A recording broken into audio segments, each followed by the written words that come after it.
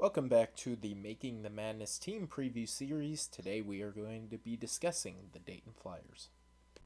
The starting five for the Dayton Flyers will be Jalen Crutcher, Rodney Chapman at the wing, E.B. Watson, Chase Johnson at the four, and at the five, Jordy Shimanga.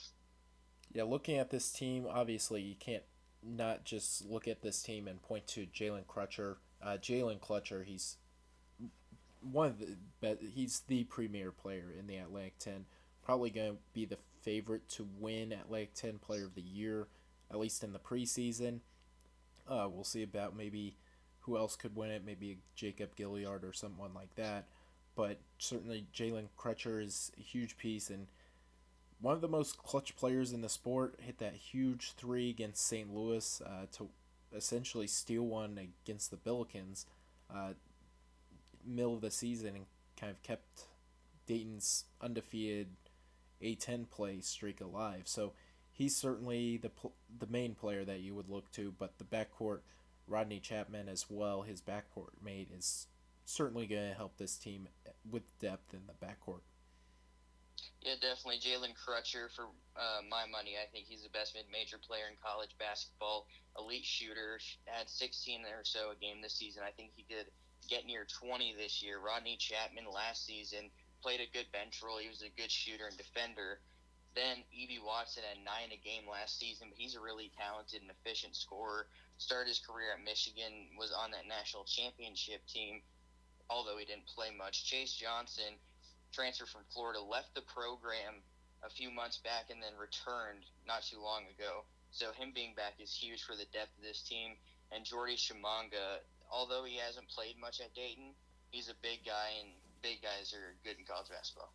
Yeah, and I think the main questions with this Dayton team, they're obviously fine in the backcourt with Crutcher, Chapman, Watson, but Chase Johnson, some question marks. Him coming over from Florida wasn't particularly great there, so they'll certainly need him to step up. And then Jory Shimanga, they'll need him to be an important piece.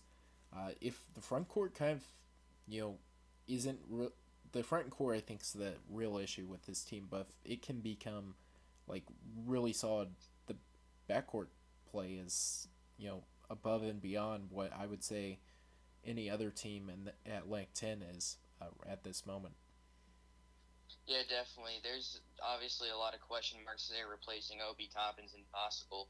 But if you can get some good production out of Shimanga and Johnson, you can kind of supplement that a little bit. Definitely. Coming off the bench for the Flyers will be Dwayne Cohill, Mule Cisco, RJ Blakeney, and Kobe Brea. Yeah, Dwayne Cohill last season played a really small bench role, but he shot 35% from deep. Obviously, pretty solid there. And then, not there's not much to know about Sissoko. He just hasn't played much. And then the other two, Kobe Bray and what's the other name I'm missing? RJ Blakeney.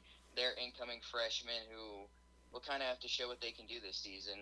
I'm not sure what kind of role they'll play, but they'll play at least a few minutes a game. Yeah, and obviously the key will be getting uh, those freshmen acclimated, getting them in the system for the long haul, because that this is an area you're with Anthony Grant. You're gonna start having to like rebuild. Uh, Obviously, they have Crutcher, Chapman, Watson for the this year, but in the future, you need these freshmen to kind of step in and be productive players, and certainly that would be huge for the team if Blakeney and Kobe Brea can kind of come in and be productive pieces for the team right away. Yeah, yeah, definitely. Depth is certainly not the strong suit for this team, but if the two freshmen can step in and play a somewhat big role, it can become a strength. Yeah, and maybe one can start or something like that. That would certainly be huge for the Flyers. Yeah, certainly. The departures for the Flyers are Obi Toppin, the reigning National Player of the Year, Trey Landers, a very good glue guy, and another good glue guy, and Ryan Mikesell. Yeah, obviously the huge one, Obi Toppin. He was a superstar. His was efficient. He was just a great overall exciting player.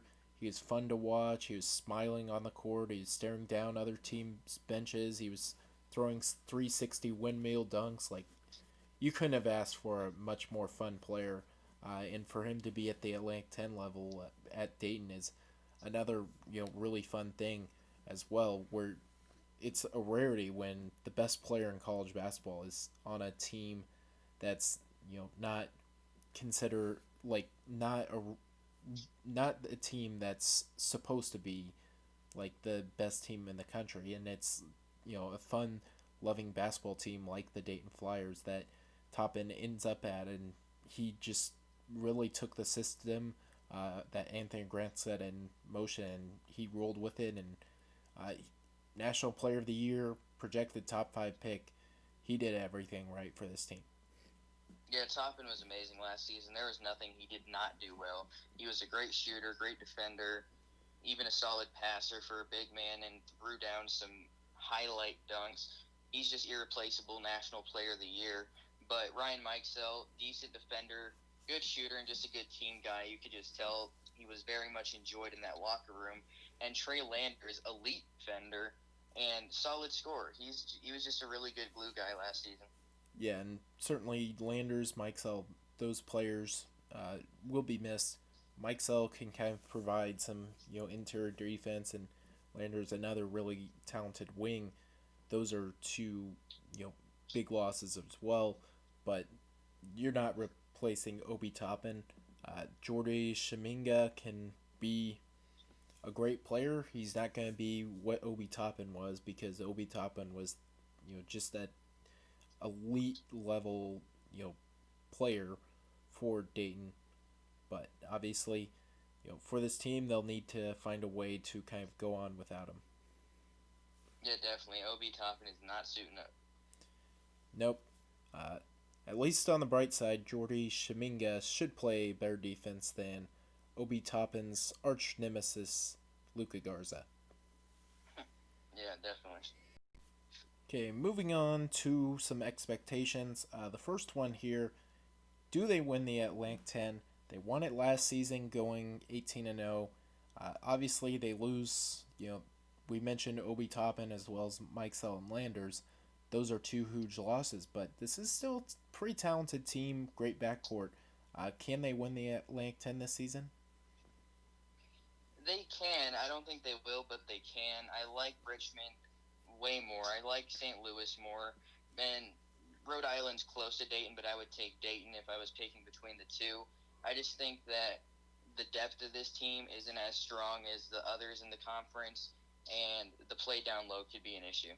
Yeah, I think if they are to win the league title for this year, Jordy Shaminga, Chase Johnson have to really just be important, great players for this team, because that's kind of the formula that they really need in order to compete for an A10 title. Otherwise, I do think if I were doing preseason rankings, I still would consider Dayton a tournament team, but I'd have them third in the Atlantic 10 behind St. Louis and Richmond. Yeah, definitely. That's the way it has to be, in my opinion. And then the second question, can they make a second weekend? Obviously, they didn't win any tournament games last season. So can they win not only one, but maybe two tournament games this season? That's tough, but I'm going to say no. I don't think they can. I just think overall getting to the tournament's going to be a tough enough task, but winning two games is going to be even tougher. Yeah, I think they could maybe sneak one out, be like an 11 seed or something like that, play against Iowa. That would be a fun matchup, and play a little bit more defense than Iowa and find a way to win that game. Yeah, they can upset someone, but I don't think they can upset two people. Yeah, that's kind of where I would go.